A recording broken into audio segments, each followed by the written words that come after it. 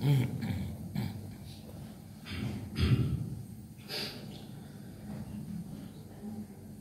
billahi minasyaitonir rajim. Bismillahirrahmanirrahim. Assalamualaikum warahmatullahi wabarakatuh. Waalaikumsalam warahmatullahi wabarakatuh. Alhamdulillah. Alhamdulillahilladzi hadana li hadza wa ma kunna linahtadiya laula an hadana Allah. Asyhadu an la ilaha illallah wahdahu la syarika lah. Wa asyhadu anna Muhammadan 'abduhu wa rasuluh. Sallallahu alaihi wasallam. Al-mab'uts rahmatan lil 'alamin alladzi la nabiyya ba'da. Allahumma fashalli wa sallim wa barik wa an'im ala hadha an-nabiyil karim wa ala alihi wa sahbihi wa man sara ala nahjihi wa ihtada bihadihi ila yaumiddin. Amma ba'du. Kaum muslimin wal muslimat, hadirin wal hadirat, Bapak Ibu jamaah Masjid Surau Darul Jannah yang semoga senantiasa dirahmati dan dimuliakan oleh Allah Subhanahu wa taala. Puji syukur kehadirat Allah Azza wa Jalla. Alhamdulillah, Allah Subhanahu wa taala senantiasa memberikan kepada kita berbagai macam nikmat dan karunia, sehingga pada subuh ini Allah berikan kita kehidupan, Allah berikan kita kemudahan dan kesempatan untuk melaksanakan ibadah dan ketaatan kepadanya serta menghadiri majelis ilmu. Kemudian salawat dan salam kita mohonkan kepada Allah agar disampaikan kepada Nabi kita Nabi Muhammad sallallahu alaihi wasallam. Allahumma salli ala Muhammadin wa ala ali Muhammad. Semoga salawat dan salam juga tercurah kepada keluarga beliau, kepada ummahatul mukminin, kepada para sahabat dan orang-orang yang mengikuti beliau dengan benar hingga hari kiamat. Bapak Ibu rahmati Allah Subhanahu wa taala, kembali pada subuh ini kita melanjutkan kajian kita, dan pada 2 minggu yang lalu Ibu-ibu menyarankan kajiannya selang-seling, 1 minggu tafsir, 1 minggu akidah. Qadarullah minggu kemarin anak bisa hadir, kurang fit, maka insyaallah sesuai dengan saran ibu-ibu tadi, insyaallah pengajian kita akan selang-seling 1 minggu untuk tafsir Al-Quran kita lanjutkan, dan minggu berikutnya adalah akidah, ya, terkait dengan keimanan dan keyakinan. Untuk minggu ini kita lanjutkan tafsir atau kita mulai akidah? Bagaimana Bapak Ibu? Tafsir dulu. Nah, baik. Insyaallah tafsir dulu, dan pekan berikutnya akidah, pekan berikutnya tafsir. Baik. Kita lanjutkan tafsir surah Al-Baqarah, pembahasan terakhir Al-Baqarah 143. Pada kesempatan ini kita lanjutkan dengan tafsir Al-Baqarah 144. Allah Subhanahu wa taala berfirman, "Qad nara taqalluba wajhika fis sama', falanuwalliyannaka qiblatan tardaha, fawalli wajhaka shatral masjidil haram, wa haitsu ma kuntum fawallu wujuhakum shatara, wa innal ladzina utul kitaba la ya'lamuna annahu al-haqqu min rabbihim wa ma Allahu bighafilin 'amma ya'malun." Artinya, sungguh kami melihat wajahmu wahai Muhammad sering menengadah ke langit, maka akan kami palingkan engkau ke kiblat yang engkau senangi. Maka hadapkanlah wajahmu ke arah Masjidil Haram, dan di mana saja kamu berada, hadapkanlah wajahmu ke arah tersebut. Dan sesungguhnya orang-orang yang diberi kitab Taurat dan Injil, mereka mengetahui bahwasanya pemindahan kiblat adalah kebenaran dari Tuhan mereka, dan Allah tidak akan pernah lengah terhadap apa yang mereka kerjakan. Bapak Ibu rahmati Allah Subhanahu wa taala, ayat ini merupakan lanjutan pembahasan dari tahwilul qiblah, perpindahan kiblat, yang mana Rasulullah sallallahu alaihi wasallam diperintahkan oleh Allah ketika di Madinah pada awalnya kiblat menghadap ke Baitul Maqdis, yaitu Masjidil Aqsa, lalu Allah perintahkan untuk menghadap ke Baitullah, yaitu Ka'bah yang berada di Masjidil Haram. Ternyata juga di antara sebabnya kenapa kiblat itu dipindahkan, karena keinginan dari Rasulullah sallallahu alaihi wasallam. Qad nara taqalluba wajhika fis sama'. Sungguh kami melihat engkau menghadapkan wajahmu ke arah langit. Maksudnya bagaimana? Rasulullah setiap harinya berdoa kepada Allah, mengangkat tangannya sambil menghadap ke langit agar kiblat ini dipindahkan ke Ka'bah. Nabi sendiri yang ingin kiblat itu yang dipindahkan ke Ka'bah. Alasannya kenapa? Karena orang-orang Yahudi, mereka mengolok Rasulullah sallallahu alaihi wasallam.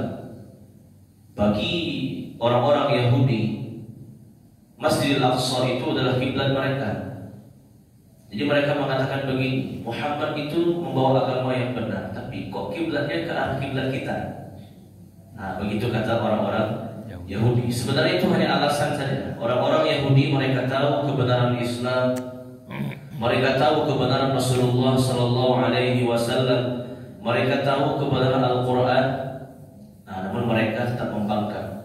Begitu yang mereka ucapkan.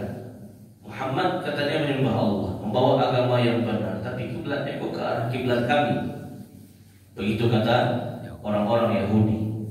Maka Rasulullah tak suka ada ucapan seperti itu. Meskipun selama 16 bulan, 17 bulan awal di kota Madinah, Rasul dan para sahabat tetap menghadap Baitul Maqdis atau Masjidil Aqsa. Namun Nabi tak suka dengan perkataan orang-orang Yahudi. Nabi ingin, wahai Allah, jangan sampai menimbulkan fitnah. Ubahlah arah kiblat ini kembali ke kota Makkah. Qad nara taqalluba wajhika fis sama'. Sungguh kami melihat engkau wahai Muhammad menghadapkan wajahmu ke arah langit.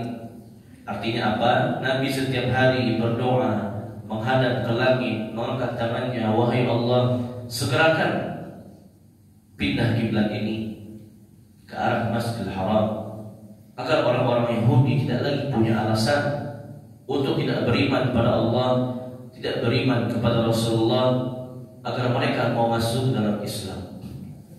Dan ini juga merupakan sunnah. Kalau kita dalam kondisi yang butuh, ya, taqalluba wajhika fis sama', dianjurkan kita menghadapkan wajah ke langit.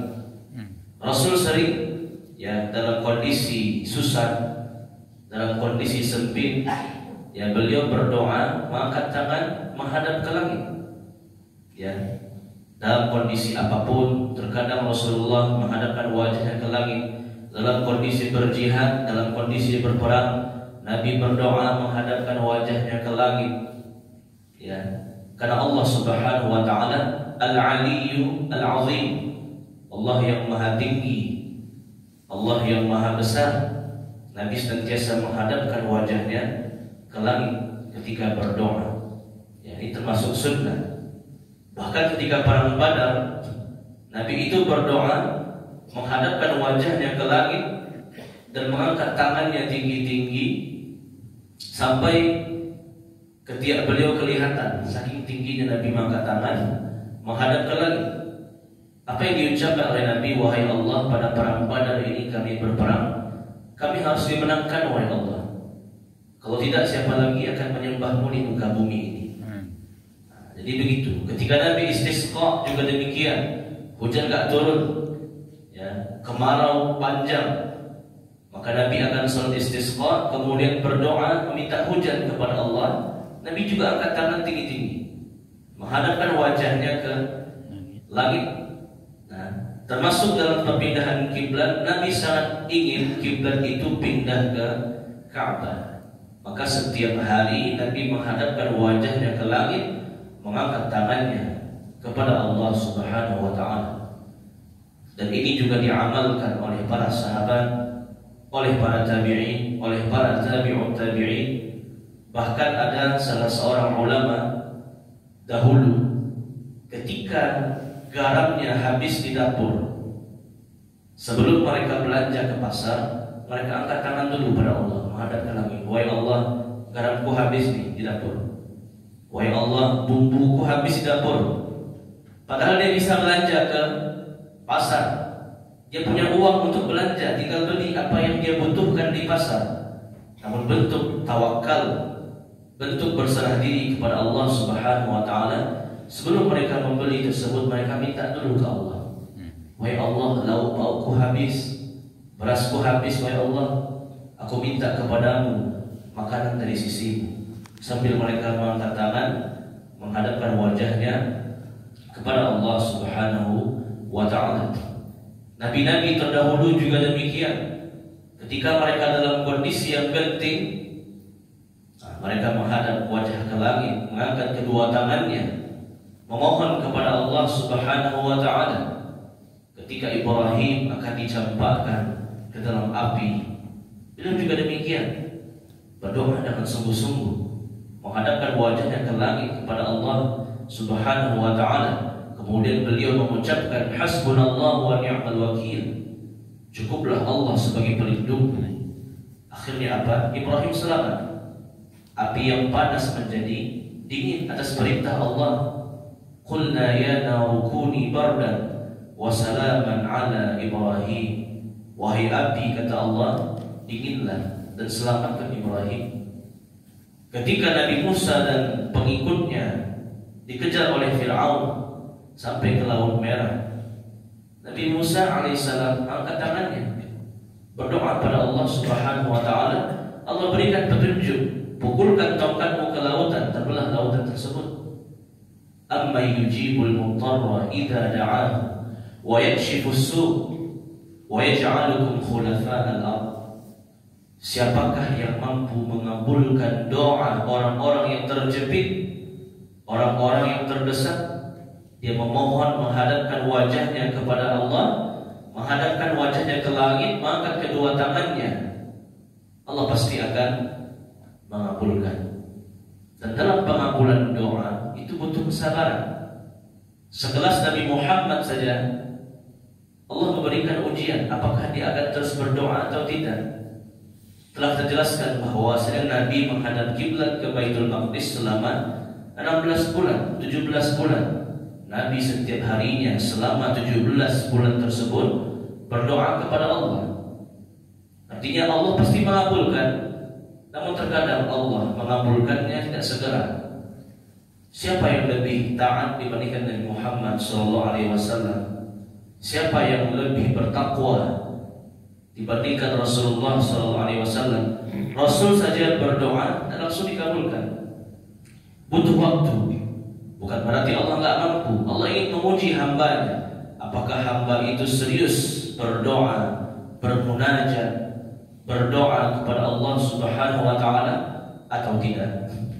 Maka Nabi mengatakan sallallahu alaihi wasallam, Allah akan senantiasa mengabulkan doa-doa hambanya, pasti. Ma lam yasta'jil, selagi dia tidak isti'jal. Isti'jal itu tergesa-gesa. Sahabat bertanya, "Wahai Rasulullah, apa itu bentuk tergesa-gesa dalam berdoa?" Maka Nabi menjawab, "Da'awtullah falam yastajib li." Di antara bentuk tergesa-gesa dalam berdoa adalah ketika seorang hamba mengatakan, "Aku sudah berkali-kali berdoa, kok Allah belum kabulkan juga?" Ini bentuk tergesa-gesa. Entah kita pernah mengucapkan atau tidak, ya aku sudah bertahun-tahun berdoa, berbulan-bulan berdoa, kok Allah belum kabulkan juga. Ini namanya isti'jal, tergesa-gesa. Allah gak akan kabulkan doa hamba yang seperti ini.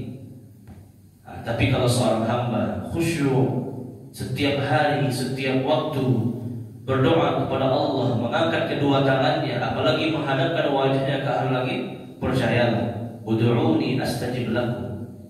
Siapa yang berdoa kepadaku pasti akan aku kabulkan. Jangan pernah ucapkan kalimat isti'jal tadi, kalimat tergesa-gesa tadi.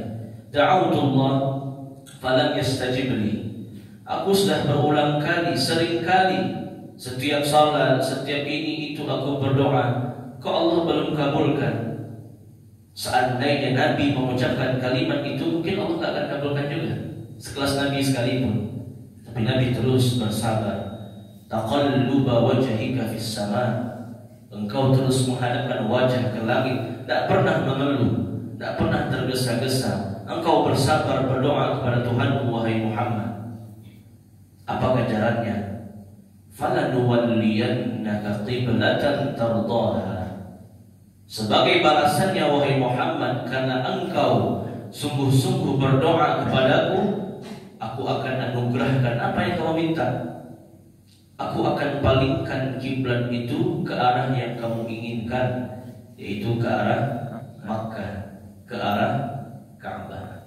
Nabi Muhammad SAW pun gak langsung dikabulkan doanya oleh Allah. Butuh waktu yang lama sebagai ujian apakah hamba itu serius bertawakal, berdoa kepada Allah Subhanahu wa Ta'ala. Begitupun nabi-nabi yang dulunya, mereka juga berdoa, diuji oleh Allah, gak langsung dikabulkan doa mereka oleh Allah Subhanahu wa Ta'ala. Di antaranya Nabi Ayyub alaihi salam, beliau berulang kali berdoa, ya, wahai Allah, anni masaniyad durru wa anta arhamur rahimin. Wahai Allah, tubuhku sudah sakit ini, tolong sembuhkan. Engkaulah yang Maha Pengasih lagi Maha Penyayang. Berapa lama Ayub sakit? 14 tahun, 15 tahun. Ya, tubuhnya digerogoti oleh penyakit seluruhnya. Dan dalam sebagian riwayat, semua tubuh Ayub itu hancur kecuali hatinya dan akalnya. Rabbi inni masaniya syaitanu binusbi wa'adab. Wahai Allah, aku tertimpa penyakit, jangan sampai aku diganggu oleh syaitan. Apakah langsung Allah kabulkan? Nah, 14 tahun, 15 tahun Nabi Ayyub berdoa, baru kemudian Allah berikan kesembuhan. Bukan Allah tak mampu mengabulkan, tapi Allah ingin menguji hambanya. Ahasiban nasu ayyutraku ayyaqulu amanna wa hum la yuftanun. Apakah manusia akan dibiarkan begitu saja masuk surga begitu saja, padahal dia enggak diuji oleh Allah? Walaqad fatanna alladziina min qablihim fala ya'lamanna Allahu alladziina shadaqu wa la ya'lamanna al-kadzibin. Sungguh kami telah menguji orang-orang sebelummu, wahai Muhammad, agar kami memperlihatkan siapa yang serius, yang jujur imannya, yang jujur ibadahnya, dan siapa orang yang dusta, yang beribadah hanya ketika Allah kabulkan permintaannya. Ketika Allah tidak kabulkan, dia tidak mau lagi beribadah kepada Allah Subhanahu wa Ta'ala. Nabi Ya'qub alaihi salam terpisah dari Yusuf, ya, karena saudara-saudara Yusuf membuang Yusuf. Nabi Ya'qub masih yakin Yusuf masih hidup. Setiap hari berdoa kepada Allah agar dipertemukan dengan anak yang paling dia cintai, Nabi Yusuf alaihi salam. Dalam waktu yang sangat panjang, puluhan tahun, Nabi Ya'qub tak pernah berjumpa dengan Nabi Yusuf. Setiap hari berdoa, setiap hari menangis, Bahkan wa biyaddat 'ainahu minal huzni, saking sedihnya Yakub mata beliau sampai putih, ya, buta, tak bisa melihat. Berdoa setiap hari. Apakah sekelas Nabi Yakub Allah nggak mau kabulkan? Kabulkan, tapi diuji dulu. Serius tak berdoa? Serius tak meminta kepada Allah Subhanahu wa Ta'ala? Akhirnya setelah puluhan tahun berdoa, Allah kabulkan. Allah pertemukan kembali Nabi Yakub dengan Nabi Yusuf alaihi salam. Nabi Zakaria bahkan ketika berusia 80 tahun belum dikaruniakan anak. Puluhan tahun, 50 tahun, 60 tahun berdoa kepada Allah. Qala rabbi inni wahana al-'azmu minni washta'ala ar-ra'su shayban wa lam akum bidu'aika rabbi syaqiyya. Wahai Allah, rambutku sudah beruban, tulang belulangku sudah melemah, istriku sudah mandul, tapi aku terus minta padamu wahai Allah agar dikaruniakan seorang anak. Walam akum bidu'aika rabbi syaqiyya, dan aku tidak akan pernah berputus asa dalam berdoa dan meminta kepada Nabi Yakub, Nabi Ayub, ya, Nabi yang lainnya tidak pernah kecewa dalam berdoa kepada Allah. Mereka yakin Allah akan mengabulkan doa mereka. Mereka terus berdoa kepada Allah. Akhirnya Allah berikan apa yang mereka inginkan. Begitupun Nabi Muhammad sallallahu alaihi wasallam, as-sabru fi du'a, bersabar dalam berdoa. Ini dibutuhkan dalam kita berdoa, bermunajat kepada Allah Subhanahu wa Ta'ala. Setelah 17 bulan Allah kabulkan. Fawalli wajhaka syatral masjidil haram. Wahai Muhammad, kabar gembira, hadapkanlah wajahmu ke arah Masjidil Haram, yaitu Ka'bah, sebagai kiblat baru bagi dirimu dan umatmu. Wa haitsu ma kuntum fawallu wujuhakum syatrah. Dimanapun kamu berada, di timur, di barat, di utara, di selatan, di seluruh permukaan bumi, hadapkanlah wajahmu ke arah Masjidil Haram, yaitu Ka'bah. Nabi SAW sangat bahagia. Beliau sujud syukur, ya, ketika doa beliau dikabulkan oleh Allah Subhanahu wa Ta'ala. Salah seorang sahabat mengatakan, kana Rasulullah sallallahu alaihi wasallam idza ra'a ni'matan sajada syakiran lillah wa qala alhamdulillah alladzi bi ni'matihi tatimmus shalihat. Rasulullah setiap kali mendapatkan nikmat, beliau sujud syukur. Kemudian beliau mengatakan alhamdulillah alladzi bi ni'matihi tatimmus shalihat. Segala puji bagi Allah, dengan nikmatnya sempurnalah seluruh kebaikan. Ketika Allah mengkhabarkan fawalli wajhaka syatral masjidil haram, hadapkanlah wajahmu ke arah Masjidil Haram, yaitu Ka'bah, Nabi langsung sujud syukur. Doa beliau dikabulkan oleh Allah. Beliau mengucapkan kalimat tadi, alhamdulillah alladzi bi ni'matihi tatimmus shalihat. Segala puji bagi Allah, dengan seluruh nikmatnya sempurnalah seluruh kebaikan. Bapak Ibu terahmati oleh Allah Subhanahu wa Ta'ala. Wa innal ladzina utul kitab la ya'lamuna annahu al-haqqu min rabbihim. Ternyata orang-orang ahli kitab, Yahudi Nasrani pun tahu bahwasanya kiblat ini akan Allah ubah. Ternyata dalam kitab Taurat yang asli Allah sudah kabarkan di masa Muhammad kiblat itu akan diubah ke arah Ka'bah. Kitab Injil yang asli pun juga sudah Allah kabarkan di sana bagi orang-orang Nasrani di masa itu bahwasanya kiblat akan Allah pindahkan ke arah Ka'bah. Ternyata orang Yahudi Nasrani menyembunyikan kebenaran yang telah Allah tuliskan dalam kitab mereka yang asli, baik Taurat maupun Injil. Ini luar biasanya kekufuran orang-orang Yahudi dan juga orang-orang Nasrani. Mereka kufur bukan karena bodoh, mereka kufur justru karena berilmu. Mereka tahu kebenaran tapi menyembunyikannya agar tetap menegakkan yang batil, menegakkan yang sesat begitu orang-orang Yahudi dan Nasrani.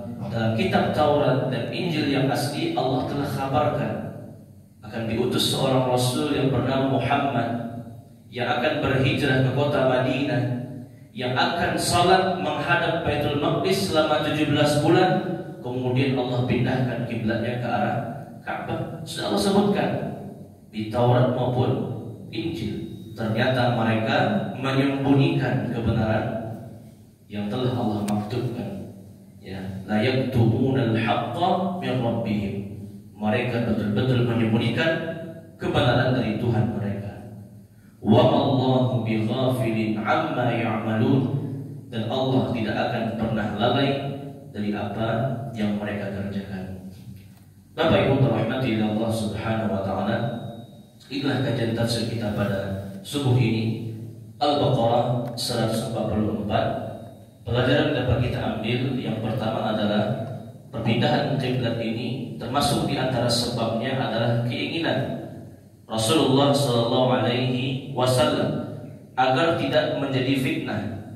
Karena orang-orang Yahudi terus mengatakan Muhammad menyembah Allah, membawa Al-Quran, tapi kiblatnya ke arah kami, ke arah kiblat kami orang-orang Yahudi ke Baitul Maqdis. Maka Nabi ingin agar tak muncul fitnah dan kegaduhan serta olok-olokan dari orang Yahudi, kiblat ini dipindahkan ke arah Ka'bah.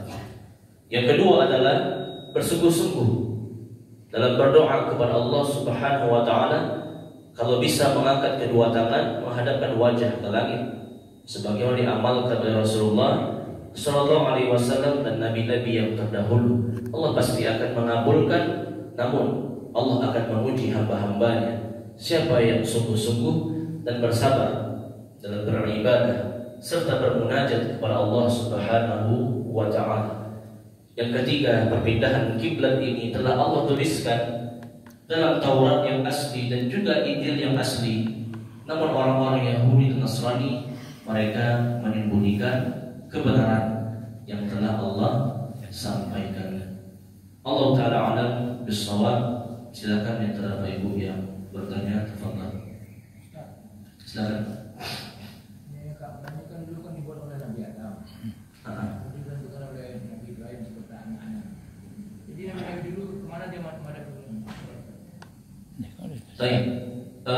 Terkait dengan kiblat umat terdahulu, Allah a'lam. Ya, tidak ada nas yang menjelaskan seputar kiblat umat terdahulu. Kiblat itu adalah perkara tauqif, perkara mutlak Allah yang perintahkan. Walikulli wijhatun huwa muwalliha. Setiap umat itu ada kiblat yang mereka menghadap kepadanya. Nanti ada penjelasannya di Al-Baqarah 148. Jadi umat terdahulu ada kiblatnya yang Allah tentukan. Entah ke mana Allah alam. Yang jelas sesuai dengan perintah Allah di masa itu. Walillahil masyriqu wal maghrib. Milik Allah lah arah timur dan barat. Masalah kemana mereka menghadap, Allah a'lam. Kita butuh dalil yang sahih dalam masalah ini. Apakah umat terdahulu seperti umat Nabi Nuh, umat Nabi Hud, umat Nabi Saleh itu kemana kiblatnya? Atau kemana pun mereka menghadap, Allah a'lam. Kembalikan ilmunya kepada Allah. Walikulli wijhatun wa muwalliha. Setiap umat itu ada kiblat yang telah Allah tentukan. Kembalikan ilmunya kepada Allah Subhanahu wa ta'ala. Ya, Allah a'lam. Silakan. Di dalam berdoa tadi, kapan kita dinilai lalai dalam berdoa gitu? Apakah ketika kita mengucapkan sudah lama saya berdoa tapi tidak dikabulkan? Bagaimana jika hanya terbesit dan di dalam hati itu tidak kita ucapkan? Apakah masih dinilai lalai? Ya. Baik. Dalam sebuah hadis Rasulullah SAW mengatakan, "Faman hamma bisayyi'ah." Orang yang baru terbersit dalam hatinya kalimat seperti itu, ya, maka Allah nggak menghitungnya sebagai dosa sampai dia betul-betul mengucapkannya. Ya, ini di antara kemurahan Allah kepada hamba-hambanya. Dalam masalah kebaikan, kalau kita bertekad, itu sudah dinilai sebagai pahala, apalagi sampai dikerjakan. Namun dalam perkara dosa, dalam perkara yang sifatnya kesalahan, terbersit, itu belum Allah itu. Sampai orang itu betul-betul mewujudkan apa yang dia niatkan berupa keburukan, dia wujudkan dalam lisannya, dia wujudkan dalam anggota badannya, baru dihitung sebagai dosa. Nah, ini rahmat Allah. Ini Allah sangat luar biasa rahmatnya. Seandainya setiap dosa yang terbersit dalam hati Allah hitung, tentu banyak dosa kita. Tapi Allah hanya memperlakukan ini kepada hasanah, kebaikan dan pahala.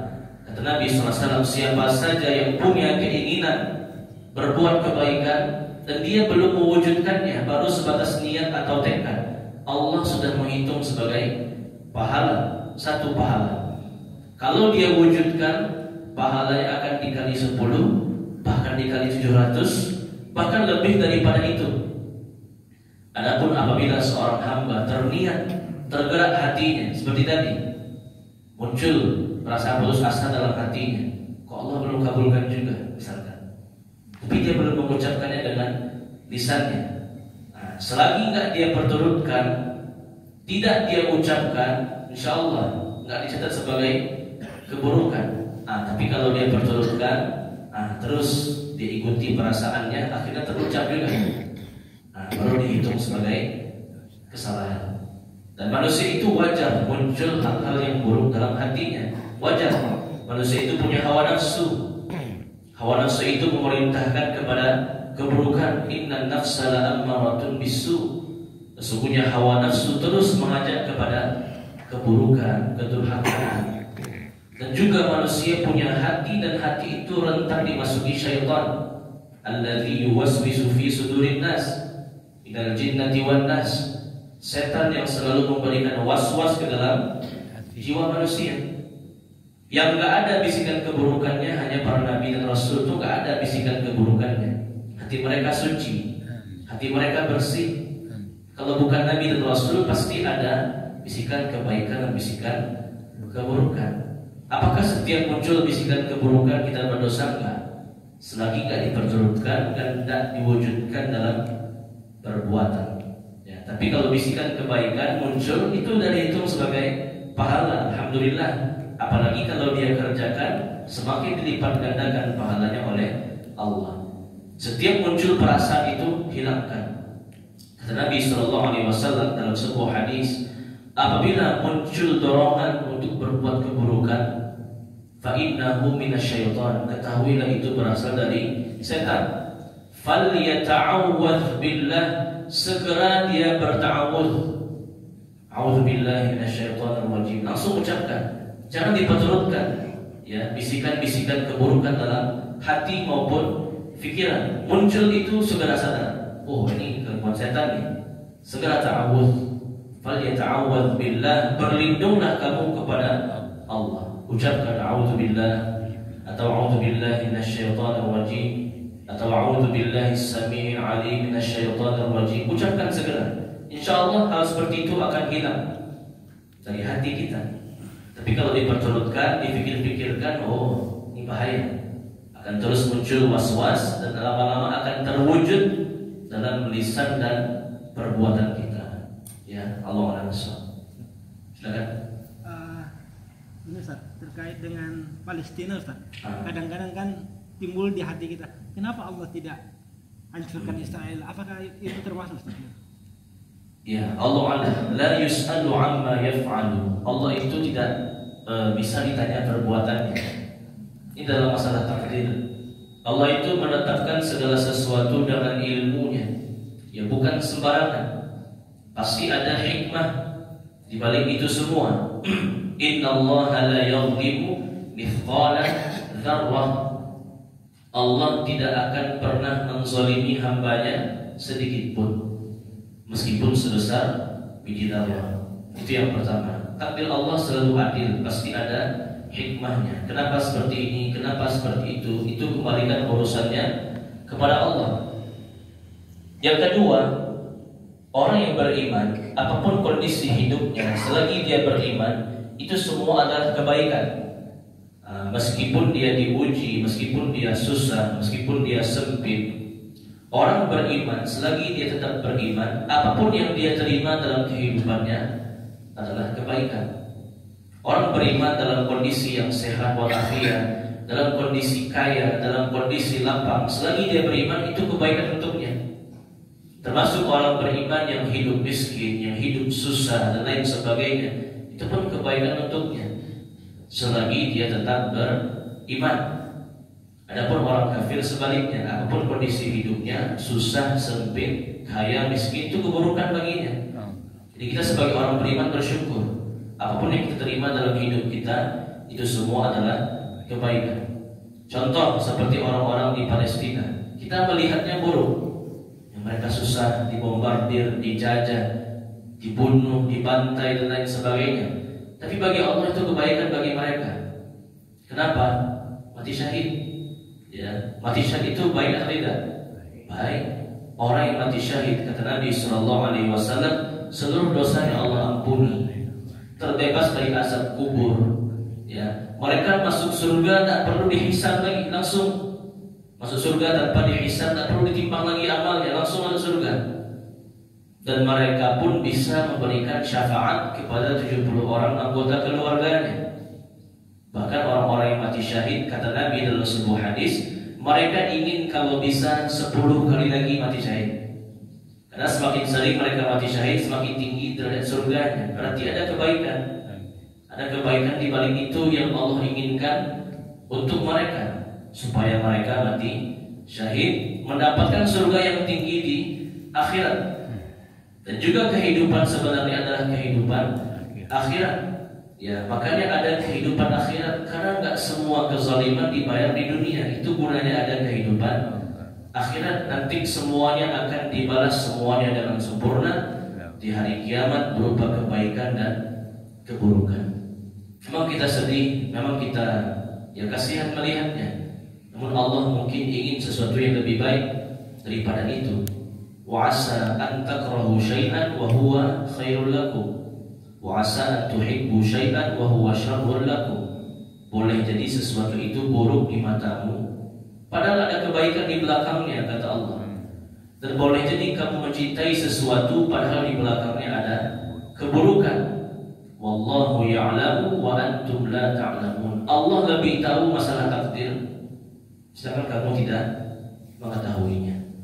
Di antara juga hikmahnya agar terwujudnya persatuan umat Islam. Selama ini umat Islam tercerai-berai, ya, dengan berbagai macam kepentingan, dengan berbagai macam aliran dan lain sebagainya. Dengan munculnya kasus Palestina ini, umat Islam bersatu. Ya, mereka bersatu bagaimana memerdekakan Aqsa, bagaimana menghilangkan Israel di tanah Palestina. Mereka bersatu padu. Seandainya nggak ada masalah, mungkin umat Islam akan terus berpecah belah, bermusuhan dan lain sebagainya. Dengan adanya masalah Palestina dan masalah negara Islam yang lain, umat Islam mereka bersatu, mengesampingkan perbedaan-perbedaan di antara mereka dan fokus untuk membebaskan Palestina dari orang-orang Israel. Intinya banyak hikmahnya. Seluruh takdir kembalikan urusannya kepada Allah Subhanahu wa Ta'ala. Ya, Allah Subhanahu. Silakan Ibu.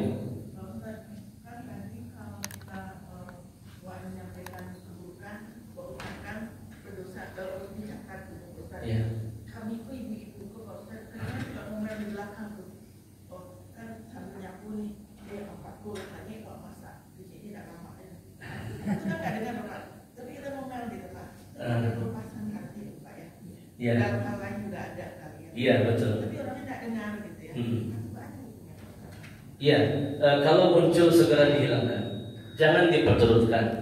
Ya, karena kalau diperturutkan lama-lama terwujud juga. Lama-lama terlepas juga, lama-lama terucap juga jadinya. Karena yang mengetahui hati kita hanyalah Allah. Ya, innahu alimun bidzatis sudur. Allah itu mengetahui apa yang tersembunyi dalam dada kita, yaitu dalam hati kita. Kalau kita terus merutinkannya, lama-kelamaan jadi kebiasaan, sulit melepaskannya. Maka penting kita kalau muncul dorongan keburukan segera berta'awudz. Ucapkan a'udzubillahi minasyaitonir rajim agar hati itu kembali bersih.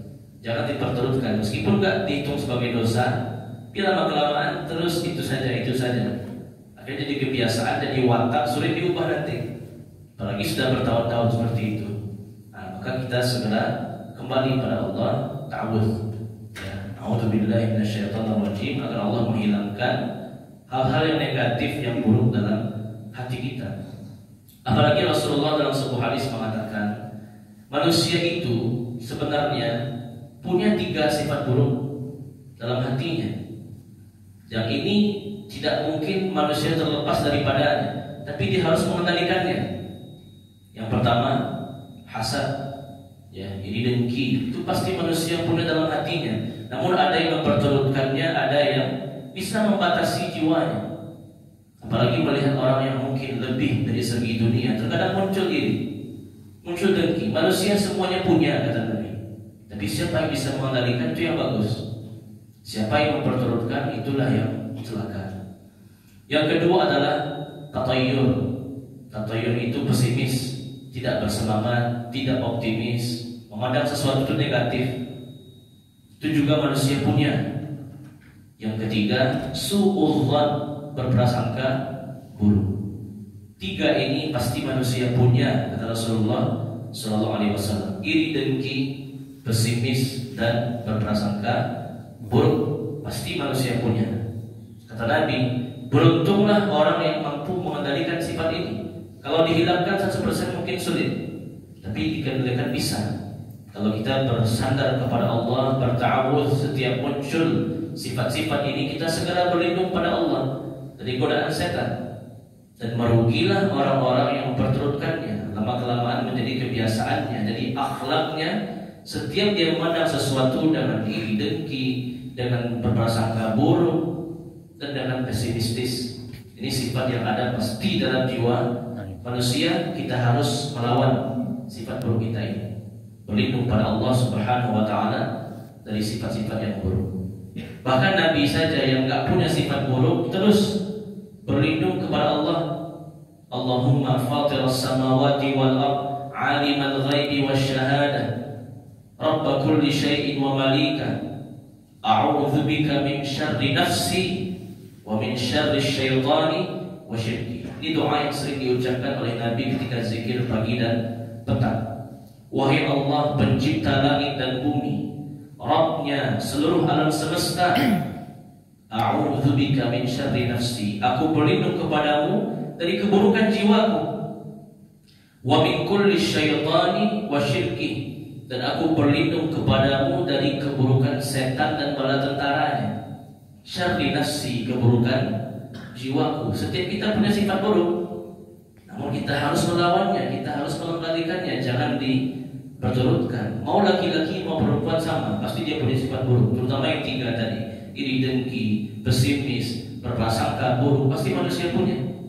A'udzubika min syarri nafsi, aku berlindung kepadamu wahai Allah dari keburukan jiwaku, wa min syarri syaitani wa syirki, dan aku berlindung kepadamu dari setan dan bala tentaranya. Sumber keburukan itu 2, diri kita sendiri dan dari setan yang terkutuk. Kita wajib berlindung kepada Allah. Ya, Allah a'lam bishawab. Silakan Pak. Waalaikumsalam. Pertama tentang kami ini selalu sapa di setiap kalimat di Al-Quran. Allah sama malaikat, atau ada yang lain. Terus yang kedua tentang doa, Ustaz. Apa semua doa itu selalu diuji? Ada hadis menyatakan seorang ibu kalau anaknya ini lebih bisa Allah lebih sayang daripada ibu sama anak. Karena seorang ibu aja kadang-kadang anaknya pun minta sekali langsung dikasih. Apa semua doa itu selalu diuji? Karena kan selalu Nabi Rasul, orang bilang itu kan Nabi, itu kan Rasul. Maksudnya orang biasa yang berdoa dikabulkan, ada nggak contoh? Baik. Yang pertama tadi kami itu dalam Al-Quran atau dalam bahasa Arab, kami, nahnu, ya, ini bukan menunjukkan Allah itu banyak. Allah tak satu, tapi kami itu litakrim, untuk menunjukkan kemuliaan. Ya, Dan juga dalam bahasa kita, kalau kita dalam menyampaikan momen-momen atau acara yang formal, kita nggak mengucapkan saya, kita mengucapkan kami. Nah, ini untuk supaya lebih terhormat, ya, supaya tidak muncul kesan kesombongan dan lain sebagainya. Ini bagian dari adab. Itu diantara sifat mulia Allah. Allah itu meskipun layak untuk sombong, dia nggak pengen sombong. Sebenarnya Allah itu yang layak untuk sombong, karena Allah itu Tuhan segala-galanya, pencipta segala-galanya. Namun Allah menggunakan bahasa nahnu atau kami. Ini menunjukkan kemuliaan Allah Subhanahu wa ta'ala. Malaikat pun ciptaan Allah. Malaikat Allah ciptakan, dan dia makhluk Allah, hamba Allah. Bukan berarti Allah membutuhkan malaikat. Allah hanya menugaskan malaikat dalam ini dan itu. Sebenarnya Allah pun mampu, tapi Allah ingin menunjukkan kekuasaannya. Allah ciptakan berbagai macam makhluk, mulai dari malaikat, jin, manusia. Itu bukan berarti Allah butuh kepada malaikat, tidak. Allah itu ala kulli syai'in qadir, berkuasa, mampu atas segala sesuatu. Ada makhluk atau enggak ada makhluk, Allah bisa kerjakan semuanya. Jadi nahnu di sini ditakrim, menunjukkan kemuliaan Allah. Bukan berarti Allah bersama malaikat, tidak. Allah satu, ya, Allah itu satu dalam segala sesuatu. Semuanya Allah yang lakukan, menciptakan, memberikan rezeki, menghidupkan, mematikan, semuanya Allah. Jadi nahnu di sini adalah untuk kemuliaan. Bukan berarti Allah butuh kepada makhluknya atau butuh kepada malaikat. Yang kedua adalah terkait doa. Apakah setiap doa Allah uji? Benar, ya. Terkadang doa itu Allah uji, terkadang tidak, ya. Semakin diuji sebenarnya semakin menunjukkan kualitas iman seorang hamba. Wa innallaha yubtala rajul ala qadri dini. Dalam sebuah hadis Nabi mengatakan, Allah akan menguji hambanya sesuai dengan kadar imannya. Ketika imannya semakin kuat, ujiannya semakin berat. Sama seperti pohon, semakin tinggi anginnya semakin kencang. Ya, artinya semakin seorang itu beriman, semakin Allah tunda pengabulan doanya, agar dia betul-betul meningkatkan imannya, meningkatkan takwanya. Sebaliknya orang-orang yang kurang imannya atau bahkan tidak beriman, tidak minta pun Allah berikan dia. Contohnya orang-orang kafir. Ya, orang-orang kafir mereka tidak ada beribadah pada Allah, tidak pernah minta pada Allah, tapi Allah berikan mereka berbagai macam kemudahan, berbagai macam rezeki. Allah berikan dia kekayaan. Bahkan orang-orang kaya di dunia orang kafir semua. Ya, dan dia Allah nggak sayang lagi ke dia, nggak perlu lagi sama dia. Silakan ambil semuanya. Nah, tapi kalau orang beriman Allah uji, ya, agar dia terus meminta pada Allah, terus berdoa kepada Allah. Sehingga imannya bertambah, pahalanya semakin banyak. Kalau orang-orang yang kurang imannya, ya sudah ambil saja kata Allah. Tapi di akhirat kamu tidak mendapatkan apa-apa. Terkadang Allah pun mengabulkan secara langsung dari siapapun, ya, karena Allah tahu mungkin hamba itu betul-betul butuh dia. Tapi sebagian besar doa itu dari orang beriman itu ujian, ya, dari Allah Subhanahu Wa Taala. Tanda Allah sayang kepada hamba itu. Ya, bukan karena Allah ingin menunda-nunda, tidak. Allah sangat mencintai hamba itu sehingga agar dia terus banyak berdoa.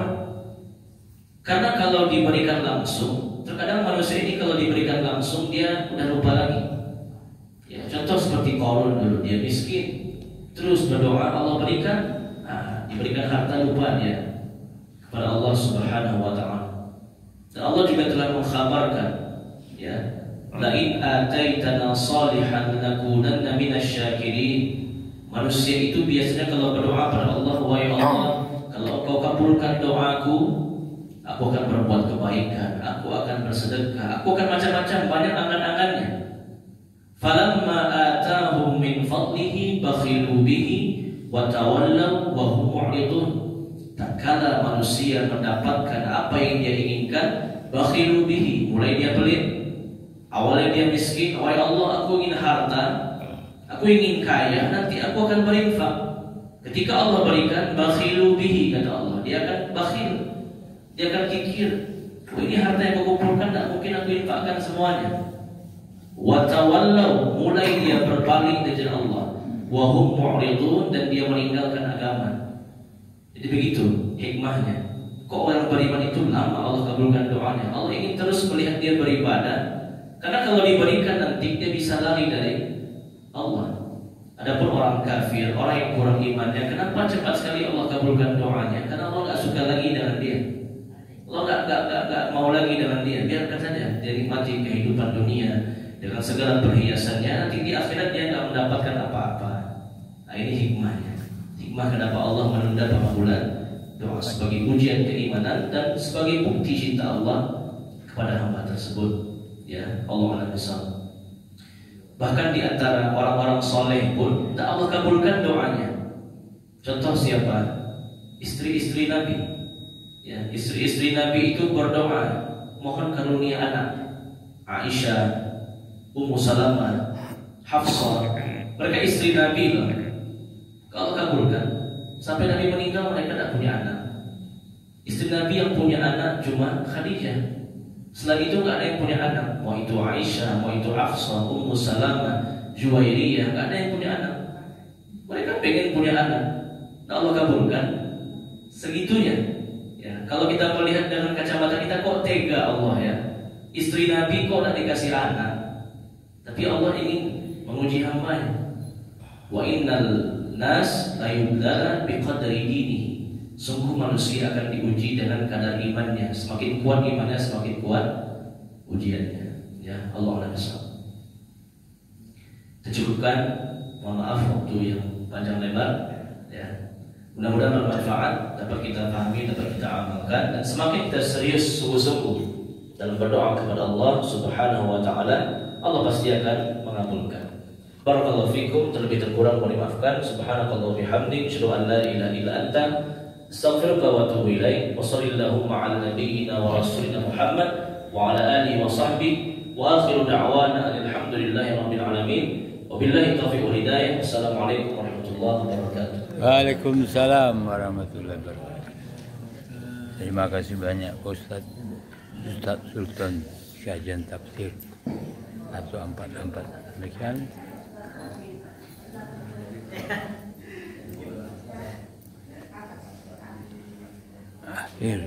Akhir dakwah.